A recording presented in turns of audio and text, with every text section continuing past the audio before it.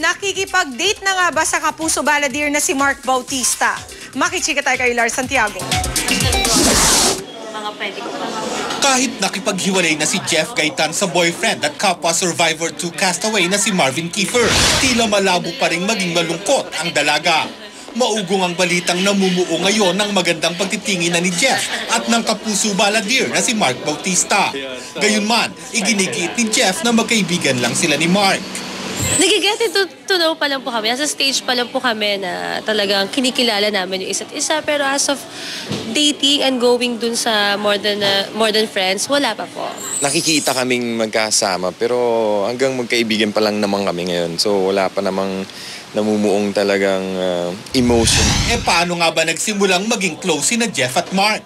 Magkasama po kami sa workshop ng Viva and yun, nag-open up ako sa kanya na I want to go to church pero ang hirap kasi wala akong kasama. Sa CCF ako before, tapos yun, ni-invite niya na ako mag-VCF.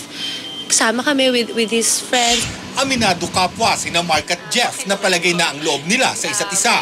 Pati nga ang pagkupost ni Jeff ng sexy sa men's magazine ay napag-usapan daw nila bago ito ginawa ni Jeff. Napag-usapan din yun at a certain point. Napag-usapan namin, okay, na parang ito na gagawin nga niya yung ganung project. And sabi ko naman, ikaw kung may peace sa puso mo na gawin yon, so go. And ginawa nga niya. So ayoko rin, wala naman ako sa posisyon para pigilan siya. Mauwi na kaya sa ligawan ng lahat?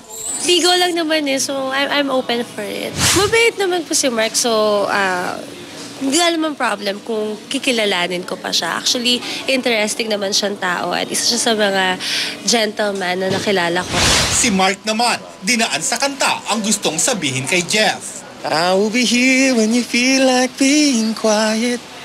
When you need to speak your mind, I will listen. Lars Santiago, updated sa Showbiz Happenings.